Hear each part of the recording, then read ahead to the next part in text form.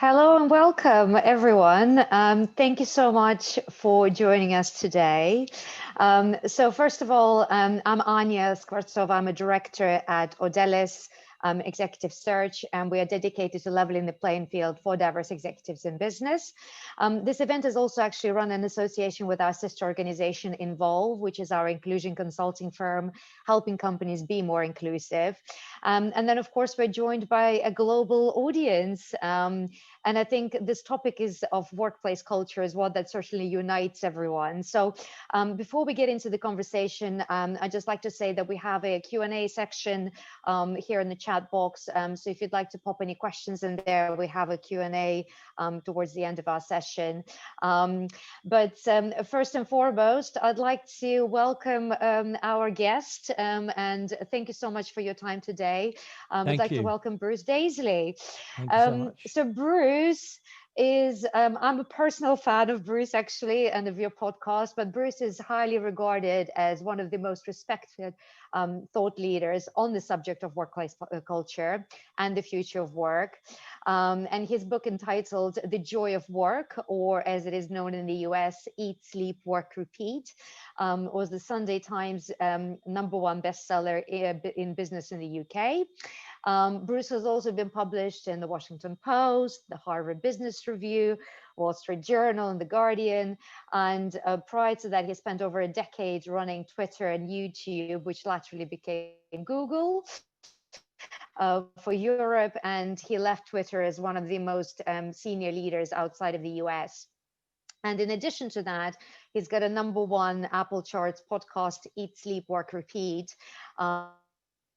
Bruce interviews psychologists, neuroscientists, and workplace to understand how we can improve the way we all work. So today we'll be asking him to share what he has learned and also his thoughts on the future of work now that both employers and employees have been changing the rules of when it comes to workplace culture. And we'd love to understand how we all go about building a happy, productive, and inclusive company culture. So without further ado, welcome, Bruce. Thank you so much for your time today. Thank you.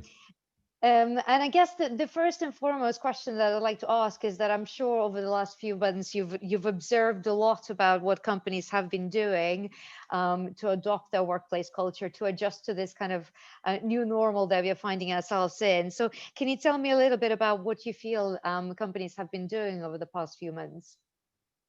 Yeah, well, I think there's a collective sense of various degrees of denial going on. So I think when a lot of firms, excuse me, when a lot of firms went into releasing their workers to go and work from home, a lot of us were unsure whether this was going to be a short-term thing or a long-term thing.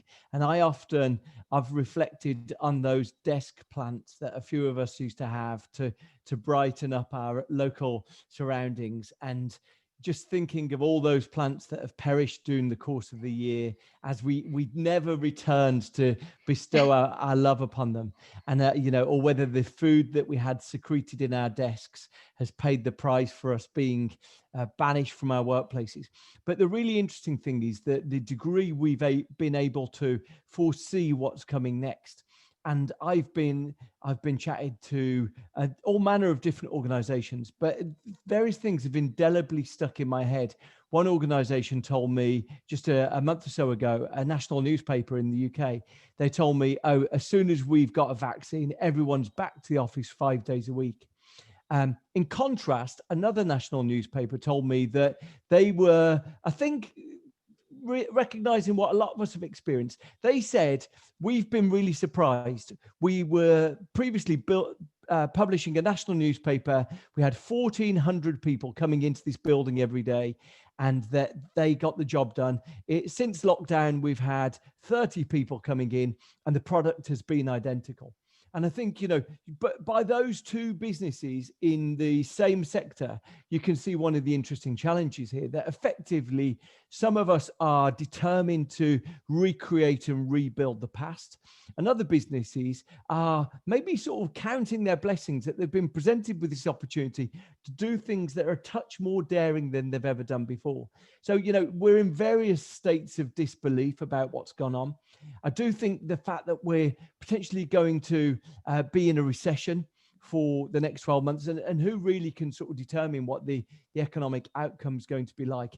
But it is likely to force a lot of firms to be a touch more controlling. When we're in depressions, we're recessions, anyone who's responsible for delivering anything for their firms will know this well, that one of the things we often do when times are hard, we go into a lot of those meetings that explain why they're hard. We have to deliver the news to the boardroom, explaining what we're doing to turn around the situation. And in those times, we tend to get a bit more internally focused. We tend to be a bit more internal reporting. And so I suspect, in that climate, there will be a sense of trying to get a bit more control. So I think largely when we look into the evidence suggests that there is big appetite for change. If you look into consumer worker opinion, 85% of workers say they want to carry on with some degree of working from home. Most chief execs recognize that something has changed. 2/3 of chief execs say that they're probably going to have a smaller office footprint. So the trends are broadly in one direction, but I do think the experience of it will vary between organizations. That's very interesting. It's an interesting one where I think so many companies have spent millions on building these swanky offices, stocked with snacks and slides and bars and all sorts of things that are completely deserted at the moment. And I guess and that's been also an attraction strategy for many companies as to why they're an employer of choice. So I guess the question is, how do you distinguish yourself as an employer when you no longer have this swanky office and you can find your job via a Zoom call?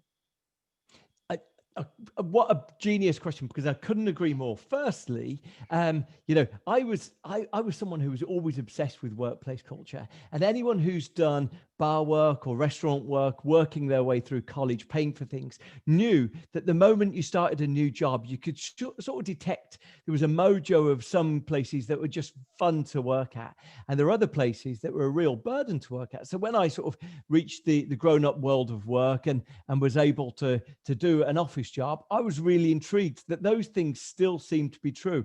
There were places that were just a joyful environment to work in, and there were other places that seemed to be permeated with corporate toxicity and all those things. And so when I got the opportunity to work at tech firms, I'll be honest with you, because I'd seen the same stuff you'd seen, I thought, oh, tech firms seem to be it seems to be like going into Willy Wonka's chocolate factory. Like, they seem to be the magical place. And what I discovered was a lot of those things that we used to see are misdirection. They're marketing. Often you're witnessing marketing when you see those slides, when you see the jelly bean wall. They're not necessarily an honest experience of what those places are like to work at. But you raise a really interesting point, because until now, when we've found ourselves looking at websites like Glassdoor, I don't know if you've ever looked at Glassdoor, but it allows you as an employee to rate your experience like you might be rating an Amazon product. But until now, whether people work for one chocolate manufacturer or another, I'm obsessed with chocolate, one confectioner or another, broadly, they would say the same thing, whether they were working at Nestle or whether they were working at Hershey's, Cadbury's, whatever. Now, I think we're going to have a much more differentiated thing. So even though we know that the location people have been working at is their front room, is their bedroom, is their kitchen, whatever it is, they're going to say very different things. And I think this is a really critical lesson. What we discover is that when people feel that they have no control, no autonomy, no independence governing how they work, they find it exhausting.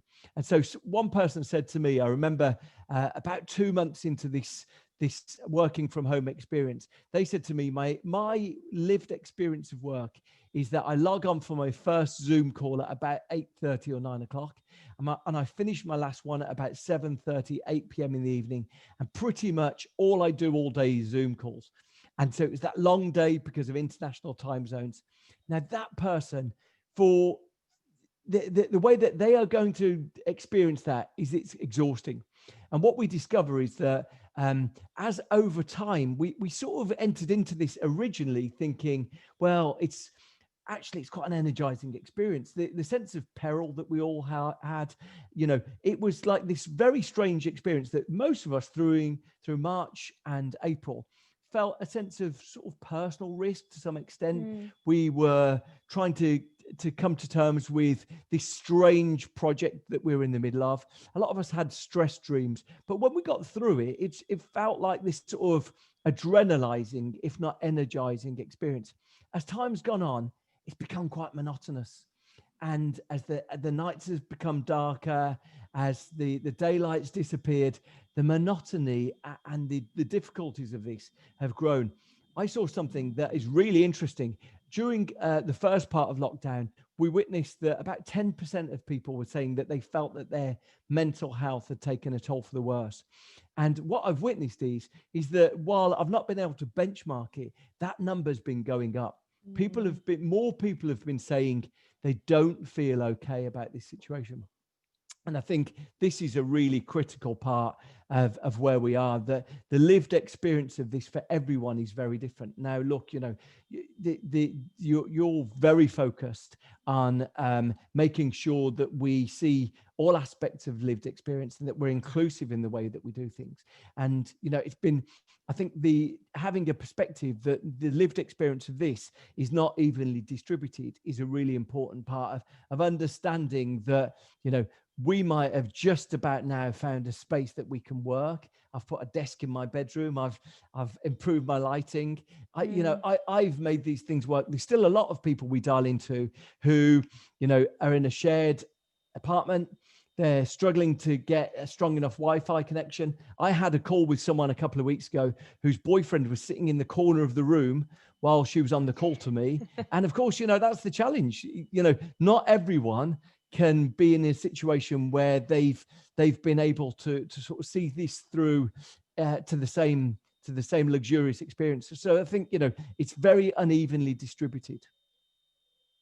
It's a really interesting topic you raised, because I think that is exactly the experience we found. Like I've met, most of our clients and candidates who've met their dogs, their partners, their, cleaners, whoever it might be. And I think it is incredibly different experience, whether you're sitting in your swanky country house, that you can self-isolate in, versus a bed sit, with others. And I suppose from a question of diversity and inclusion, which is obviously a hugely important topic for everybody, is that an office has an opportunity to unite individuals from team members from different backgrounds under one roof. So what is the impact of that not happening? And I think one of the things that you really talk about a lot in your books about the importance of human connection as kind of the superpower of making our work more rewarded. So how do we cultivate this sense of connection when we are remote?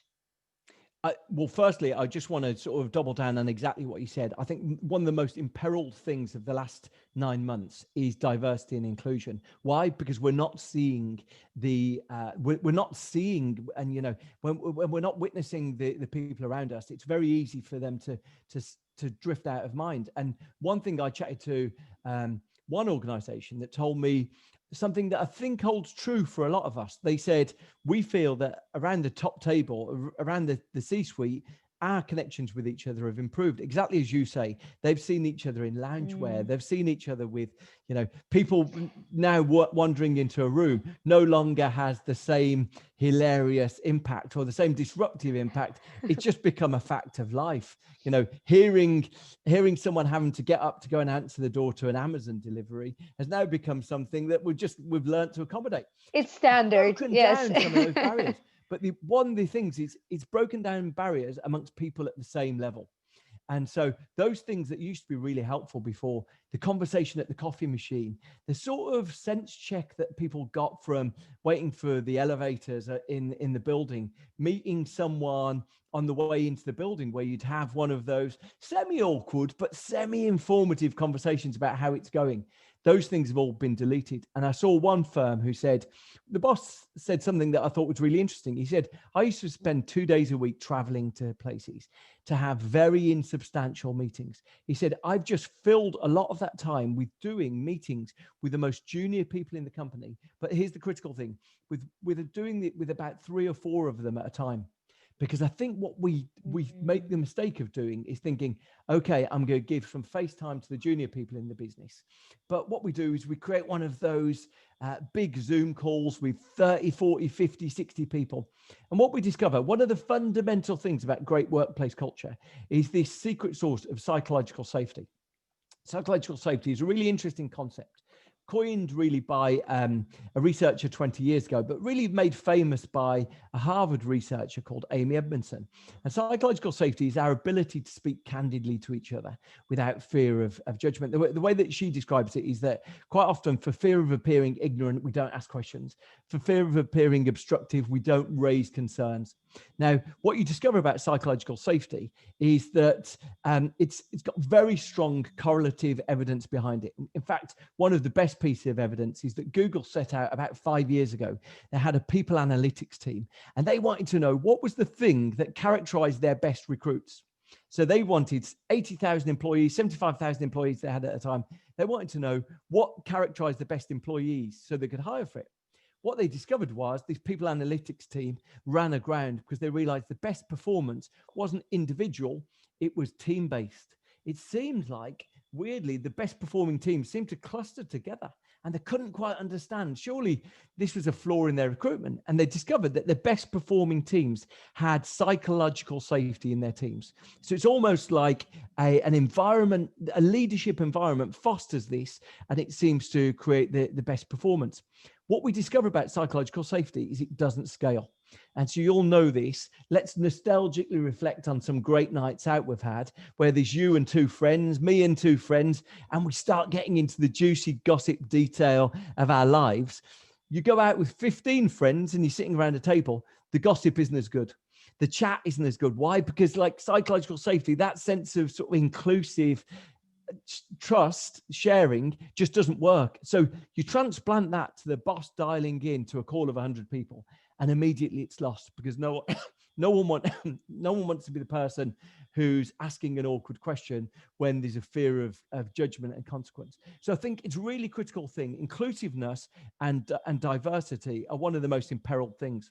I'll tell you one thing that I've been really inspired by. So I was really intrigued. I saw a tech leader who's just relocated from the US to the UK, said that she'd recognized Sarah Drinkwater. She now works in VCs. And she said that she'd recognized that a lot of firms were starting to hire community managers, and they were hiring community managers to manage communities internally as well as externally. So who are the users of their product, who are their cohort of stakeholders, but also internally, who is the community, what are the communities they're seeking to build? And I became obsessed with this idea that companies, I recognize that more and more companies are actually starting to do this. I chatted to one person, Audeliss Sadi, who's been hired as the community manager at Brandwatch, which is a SaaS platform in the marketing field. And so I said to her, right, you've been hired as the community manager for this 500 strong software product. Where do you start? Where does the work start? And she said, what you struggle to do is you struggle to build a community that's the whole of the organization, that covers everyone. So what you start doing is you start building community groups of special interest groups. So, you might do the gay employees, you might do the Black employees, you might do the Southeast Asian employees. You create identities for them to feel like there's a kinship of people who share their interest. And she says what happens is, as you foster that sense of belonging, and as you maybe get people who feel that they're in a couple of different interest groups, it fosters a sense of community amongst them that then can extend to the rest of the company. So I was really fascinated with my conversation with Audeliss. I think it's an indication of how some firms are recognizing that while we're working through screens, we do still need to give as much attention as possible to the sense of inclusion and diversity. That's fascinating. And I think, a lot of companies have been trying to do some sort of community building. I think the impact of having, as we say again, no office and having to do this virtually is a really tricky one. And again, we've seen so many candidates take on new jobs and joining new companies from the comfort of their kitchen or, bedroom or whatever it might be. So, this topic around how do you onboard individuals and how do you, it's one thing when you have had people who've always worked in an office together and all of a sudden, yes, they might be remote but they still know each other. The other thing is, how do you build this and how do you make this different when we are joining an organization that's already established and we've not had this community sense before. So that is a really interesting topic to explore, I suppose. Absolutely. And I think the critical thing is that, those of us who've still got the analog connection, those of us who know each other in real life, of course, can draw upon that. And, the optimism I think we've all got that there's a vaccine on the horizon, I think has filled us with this sense of hope that, okay, maybe we're only going to have had to leverage that asset that we had, that relationship for 12 months. But I've met a number of people who've had to onboard new people. And the really critical part of this, the tragedy of all of this, is that it doesn't, the unfortunate consequence doesn't distribute fairly. So the most junior members of a team, you'll remember when all of us have worked in our jobs, of course, there's a degree of intentional learning, a bit of learning and development, but there's also a whole heap of learning that's just listening to the office elder, listening to just the brilliant way that woman across the office negotiated with a supplier, just being like in awe of how some people carried themselves. And we did a lot of our learning in that way. And I think that's what we've really struggled with. There's a really fascinating piece of work done by a researcher at Massachusetts Institute of Technology, a guy called Alex Pentland. And he did some work 2 or 3 years ago, which I think he calls it the intersection of psychology and big data. And what he did is he tracked people in offices. So fascinating because he started experimenting with technology before he knew where he was going with it. But he said, I just want to see what happens when we observe people like we might observe characters in a game of The Sims, or we observe people like we might see sports players on a sports pitch, and we watch where they move and what interactions they do. And very quickly, he said, from his work, he spotted what the secret life of the office. He said, effectively, the secret superpower of the office was face-to-face conversation. And I mean, if you ever want to go down a sort of a YouTube wormhole, he's got fascinating talks that he's done at various places. But he started to try to measure this up. He said that I can tell you a creative office from an uncreative office. I can tell you an innovative office from an uninnovative office. And it was it was these face-to-face conversations that took place. He tried to evaluate it. He said meetings account for about 3% of that innovative superpower. Emails account for about 2%. Face-to-face conversations account for about 37%. And it largely, he went and he looked at it. He said, it seems to be that the superpower is really charged up when people chat with people who aren't in their departments, and they chat when bosses aren't present. So of course, meetings generally have a boss present in them, and a boss may be sort of judging what's going on. And when we move away from meetings, we have sort of we often find ourselves in the debrief after the meeting, shaking our heads, wondering how on earth we're going to make these orders work. And Alex Pentland, Sandy Pentland, said that's where the magic lies. It's those sort of debriefs. Now we've lost a lot of that, and of course, the critical thing is that junior people have lost that because they're no longer even part of those side conversations, because they're not even aware that those side conversations are taking place. So I do think it's a really critical thing for all of us going forwards to think about how our inclusiveness can really extend into new starters of the organization. If we're starting to think of a plan for the spring, what does our organization do to make up for that lost year, to bring people on, to develop people?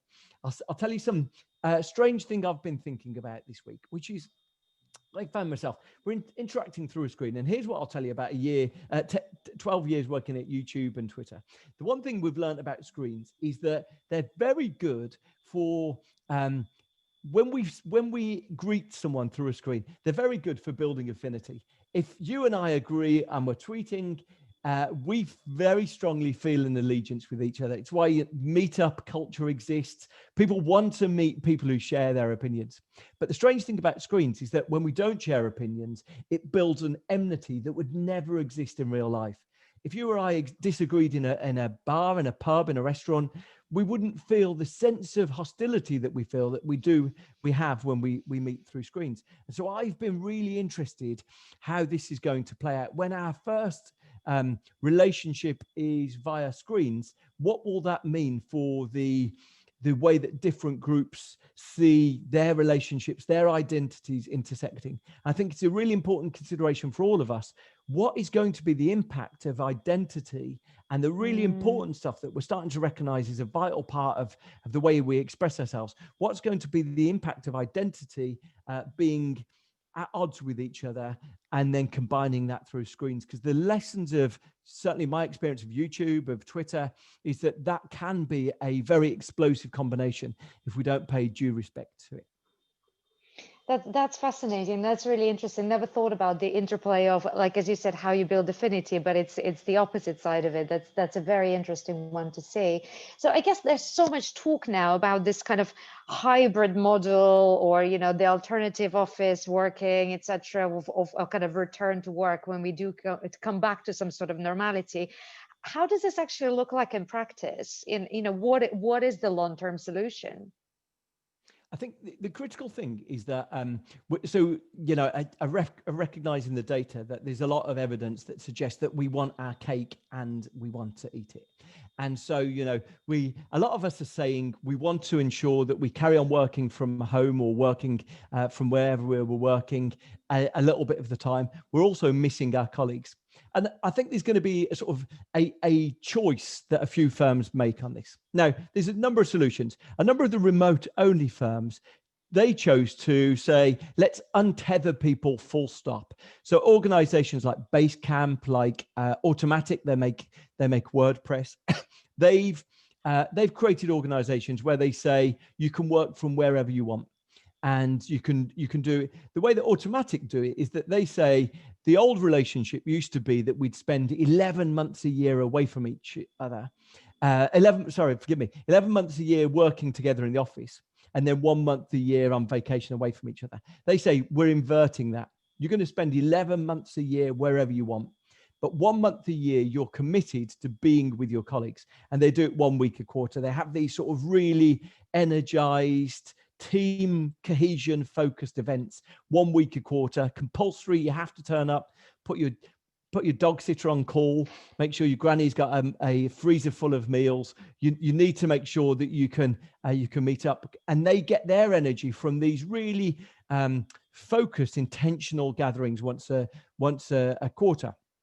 Other teams are probably going to go into something where they create a series of rules. And the really critical thing to bear in mind here is that the office, the office had multiple functions, but the one thing that characterized those functions is that the office had a network effect. So in the old days, back in the glory days of January, February, little did we know how we would nostalgically reflect on those times. But in those glory days, the office had a network effect, which meant that if you made the journey in, you knew that the big boss was going to be there, the head of research was there, the marketing woman was going to be there. You could make sure you could tick off the people you needed to see by a 5-minute stroll around the workplace. Now, what we discovered from those remote-only firms is that they found that when they allowed people to work from home whenever they wanted originally, the network effect of the office disappeared. So in the future, we might wind the clock on 12 months. We've allowed our team to work from home whenever they want. The consequence of that is that I make a journey in, cost me £50, $60 to make the journey into the office. I buy myself a nice sandwich on the way in. I've got a lovely coffee. I get there and the office is desolate. And very quickly, I'm going to do a cost-benefit analysis that if I spend my day in the office doing video calls with people sitting at home, I'm going to say, that next time I won't spend the $60 doing that. I'm going to stay at home. So what we're going to have to discover is that next year, I think, will be about experimentation. No one wants to decide that they don't want to create the new rules. but they want to start saying that let's experiment. So let's work on the basis that come springtime, we're able to work back in an office together. I suspect the most progressive firms are going to say, right, let's do a degree of self-determination. We want to encourage teams to experiment, but the experiments will have rules at the heart of them. So it won't be that people can choose. Now, you might go down the automatic path. You might go down the base camp path and you say, we won't have an office at all. But I suspect most firms will say, okay, we're creating a rule, which is this team is a Tuesday, Wednesday, Thursday team. This team is a Monday, Friday team. Maybe a sales team is suited to an energized start on a Monday and a sort of sociable finish on a Friday. So they'll work in the office those 2 days. Other teams might work on the basis that they're going to be in the office for different days. But I suspect, number one, there'll be a lot of experiments. But number two, there will, and it might feel countercultural, there will have to be some rules. So I suspect we're going to enter into a period in the spring where teams are starting to work out what their rules are going to be. That's really fascinating, and I think the rules thing is a really important one, because I think it varies so much also from organizations, because it used to be that all the companies always looked at the tech companies, as you say, as the ones kind of leading from the front in terms of these new models and hybrid ways of working and everything else. And I guess it'll be interesting to see how that changes and whether that keeps on being the case. I mean, it was interesting, I think at the start of pandemic, there were a lot of, the Twitters and the Googles and whatever, a lot of these companies have made announcement that pretty much they didn't expect employees to be back in the office until January. In March time, it seemed like a drastic solution. At the moment, now that we are in November, and we are thinking probably summer next year is when we're probably going to be expecting people in the office. It doesn't seem to be so far removed. So I guess, do you see any sectors or any companies leading the way from forward thinking from that perspective?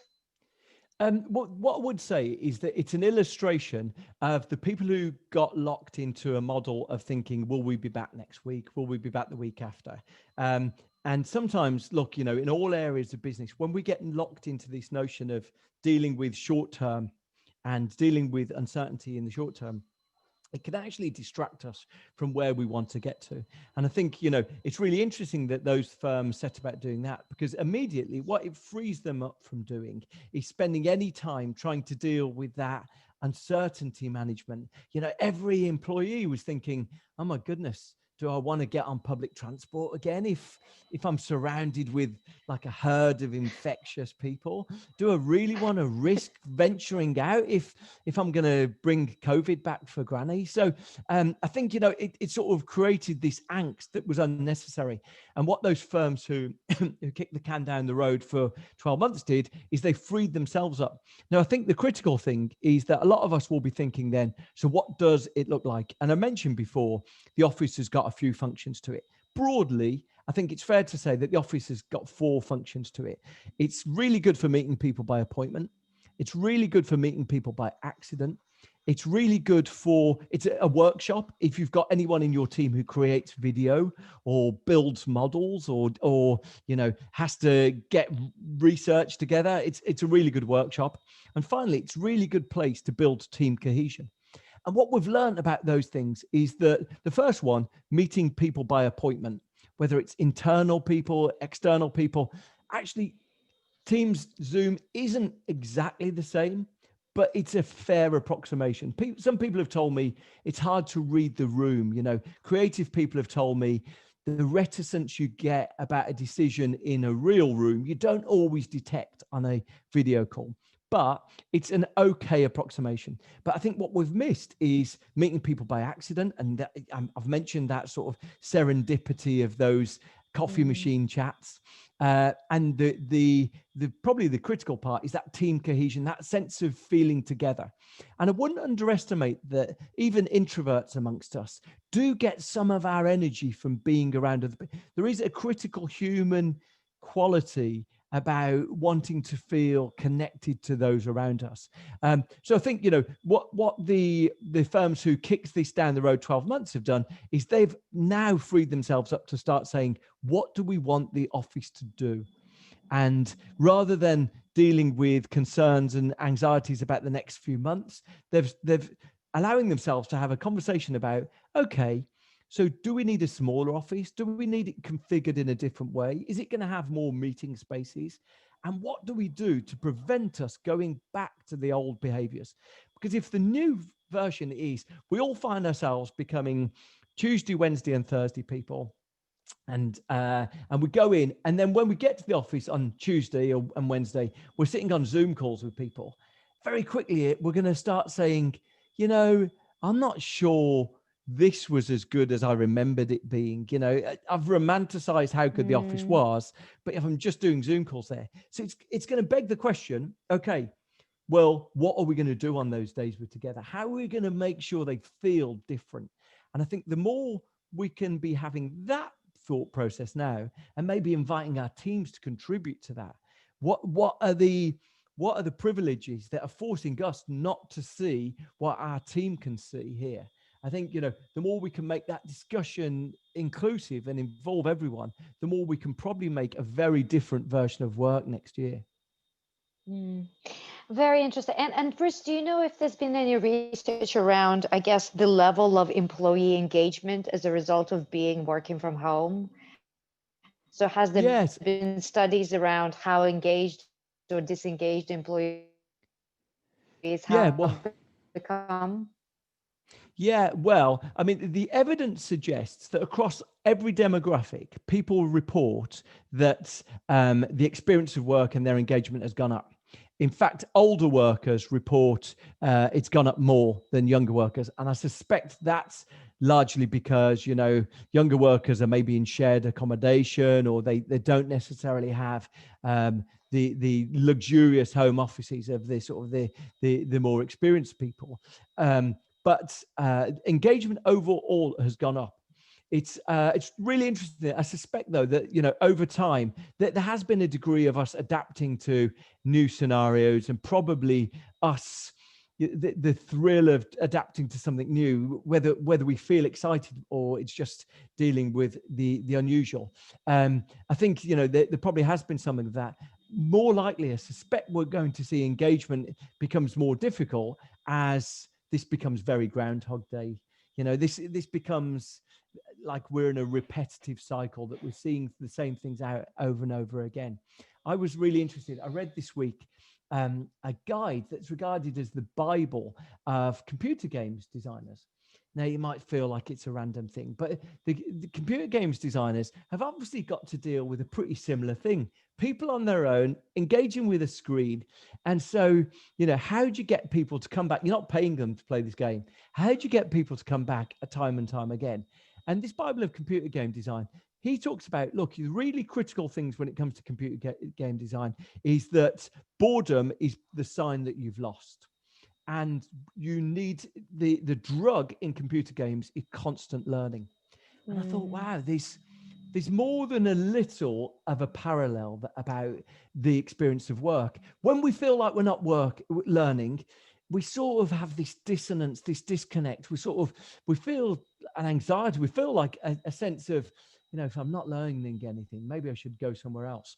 And secondly, boredom is the critical thing. And we generally find ourselves in boredom when we're on Zoom calls where we're not contributing, where we're in scenarios where we're just answering sort of a back and forth of email, and it's never stimulating. And I think those lessons actually about computer game design are pretty relevant to the way we're working. What can we do to make our meetings smaller so people have to contribute to them? Maybe we entrust them to get more done. What can we do to sort of alleviate some of this email burden?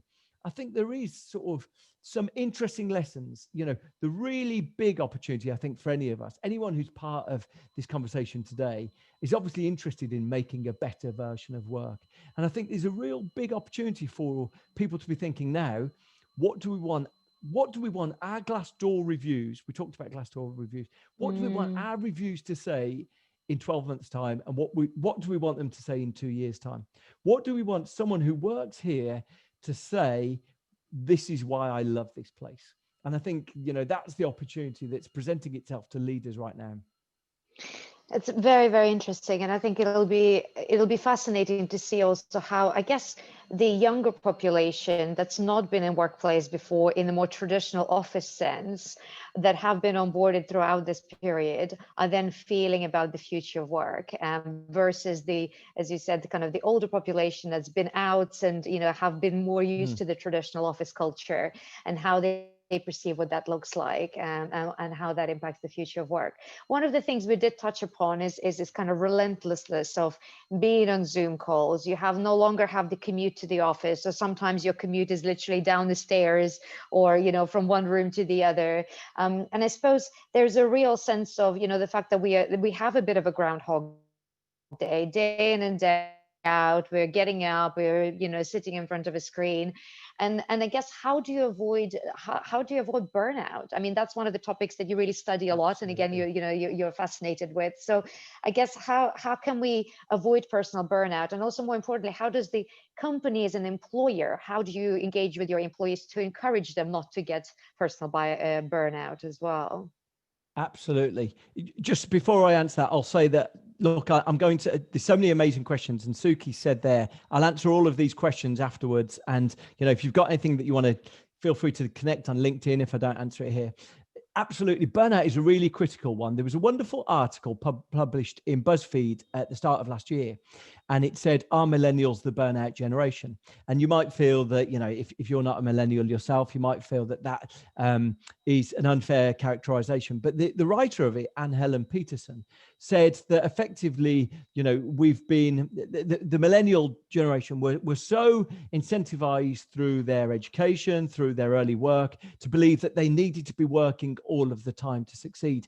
And the models that they had of success were these people who were modeling that they needed to work all the time.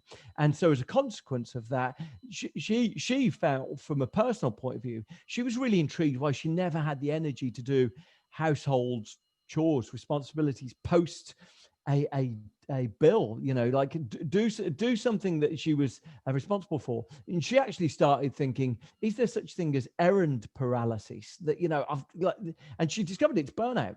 And the best way she describes it, Anne Helen Peterson, she says that any time we treat our energy as infinite, that's when burnout results. Really perfect encapsulation, because here's what happened. Last year, we were already talking about burnout being this dangerous phenomenon that was pervading the whole of our jobs. The generation who've been grown up with having email on their phones work 2 hours a day longer than the generation that preceded them, which is a good example of when we treat energy as infinite, that's when burnout results. But based on that, we were already doing 2 hours a day more than the previous generation. But now what we've found is during lockdown, during this work from home period, people have been working 45 minutes a day longer. It's like, and it's like one of those Jenga pyramids where people are just putting extra blocks on top, and it's impossible. It can't keep going up. But we're all sitting there enthralled, seeing how this tower gets bigger. And I think that's one of the big dangers, exactly as you say. So, someone said on the chat there, the experience of people who are living alone, then they're working more, then the experience of loneliness.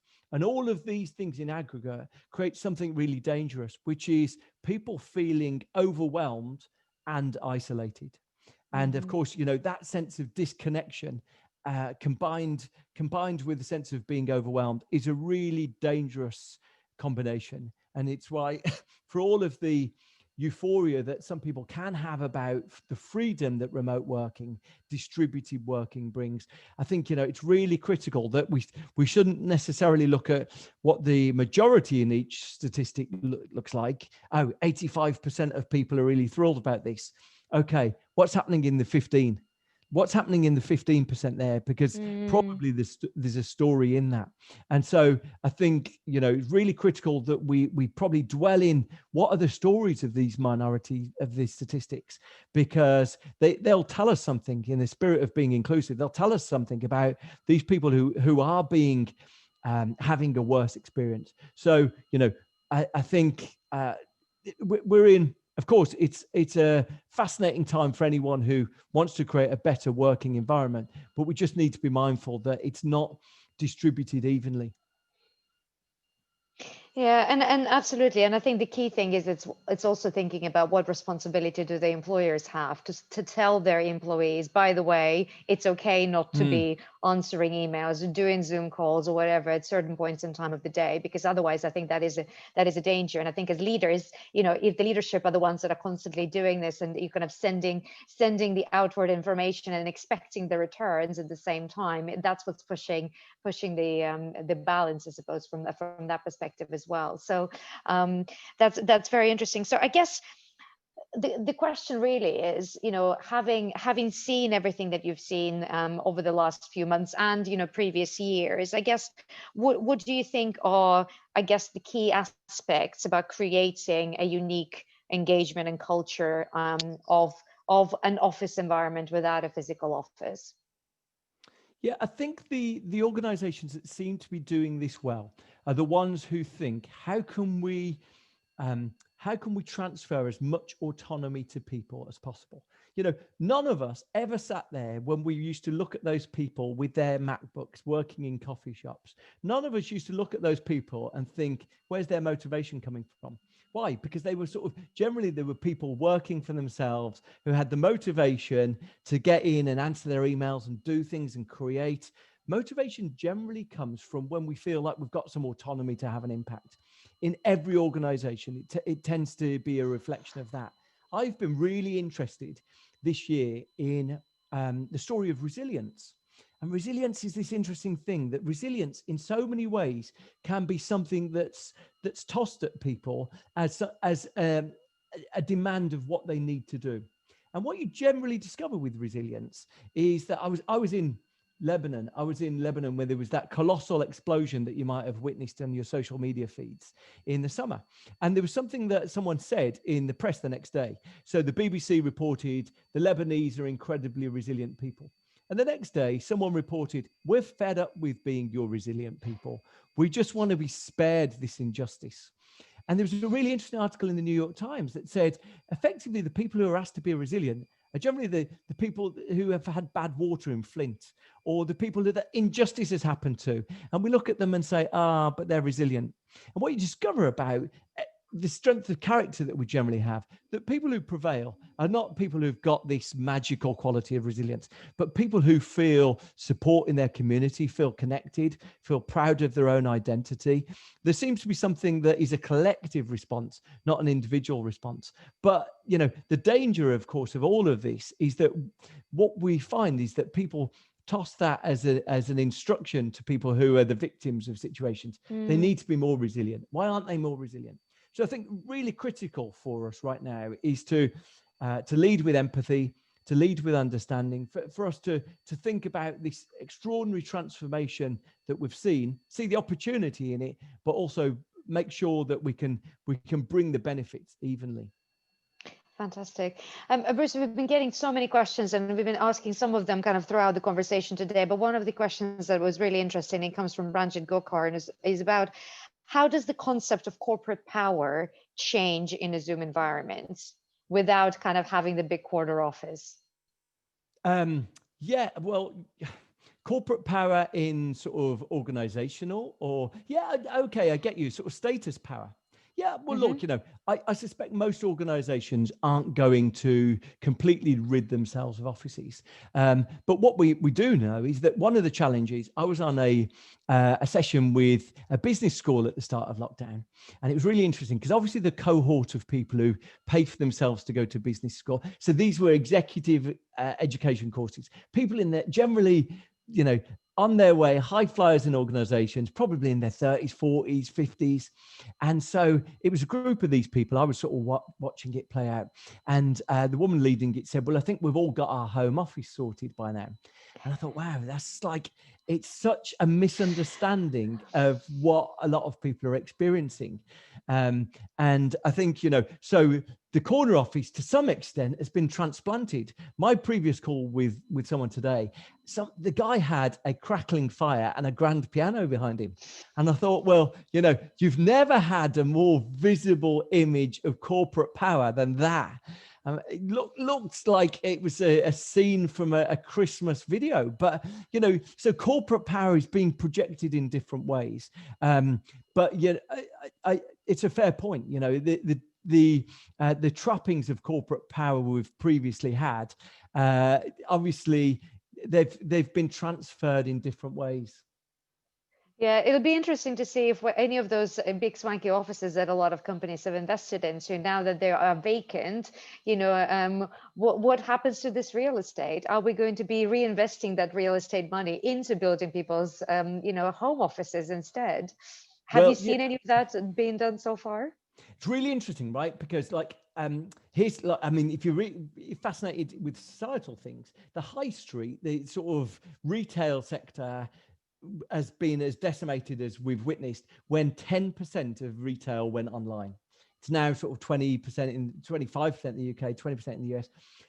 When 10% went, it basically undermined the economics. Now, the Morgan Stanley have estimated that demand for commercial property is going to drop by 25%. So what on earth is going to happen with these luxurious offices, these business districts? They're either going to get smaller. The optimist in me believes that we're going to see some of this repurposed into residential, and maybe we're going to find our city centres are filled with 20-somethings living sort of loft living, and there's a vibrancy to our city centre. I don't know. But, if we saw a small amount of disruption disrupt the retail sector, what on earth is it going to do to commercial real estate? I think firms will keep, the philosophy I think is the Apple Store. Firms will probably keep offices that are really nice co-working spaces, really good Wi-Fi, great for entertaining customers, great for hosting internal meetings. The people in commercial real estate talk about the hotelification of offices, meaning that, you can book a meeting room, you've got a base that you can go into. So every firm will have a hub. Some people might choose to work there all the time. Some people might choose to go in there on their allotted days. There'll be luxurious meeting spaces that maybe you have all the time, or you just rent from your building. So the hotelification of office space they talk about. But I think it will fundamentally, the evidence suggests 2/3 of bosses are saying they believe they need less space. And I think once that imperative arrives, it means that things will change. So for me, it's fascinating. Fantastic. Well, look, I'm conscious of time, and I think we've covered so many topics today. So I think I just would like to draw some of the themes that I think have been, really important today. So I think we talked about the fact that I think next year, or certainly is going to be a bit of a year of experimentation, when we're going to be looking at how this hybrid model works, and how do you actually use the office, and really thinking about, what do we actually want the office to serve? So what is the purpose of it? You talked a lot about the importance of kind of this psychological safety. So whether it's through building, and hiring community managers or heads of diversity and inclusion, how do you kind of building that office network effect to get people to do some learning that is informal, because that's obviously a really big part of how we do all learn, and the importance of really considering inequality, and recognizing inequality of everybody's workplaces, and home office situation, and how do the employers have to foster that as part of their policies internally, to ensure that we avoid burnout, from that perspective as well. And then finally, I think we talked a lot also about the importance of autonomy and giving people the responsibility. It's a really fascinating how I think it used to be the case that if you worked from home, people were kind of, there had to be kind of consciously checking, making sure that you're responding to emails straight away, responding to phone calls straight away, because there was definitely a perception that people aren't working. We've all proven that's definitely not been the case over the last few months. So it'll be really interesting to see. So I guess finally, what would be the final point that you would like to kind of leave our audience with, Bruce, after huge amounts of knowledge that you've imparted on us today? Yeah, I mean, look, I think the critical thing is that workplace culture might feel like a distraction right now, that because we don't have a workplace, just, it's felt like just survival has been critical. But I do believe, if you look at Glassdoor, final mention of Glassdoor, if you look at Glassdoor, what people say the most important thing when they choose a job is, they say the workplace culture. And so more important than perks and benefits, more important than anything else, workplace culture. The challenge, of course, is how do you build a workplace culture without a workplace? It's not impossible, it's just difficult. And I think the organizations who give some attention to that will reap really strong benefits. Fantastic. Well, that's been really, really fascinating. And I think we've had so many different comments and questions in the box that have come through. We'll make sure that we'll definitely try and answer as many of those as possible after this as well. So I think one thing that I have to say I'm personally missing is definitely the ability to dress up, put some heels on, or do anything. So I think so much of our work wardrobe has been completely underutilized this year, but all in the sense of sustainability and longer term nature, which is great for us. But it's been a really, really great session, Bruce. So thank you so much for your time Thank today. you. It's been absolutely fascinating. And I'm sure the audience is really thankful for your time as well. So really appreciate. Thank you so much. And Thank you. have a great afternoon, everybody.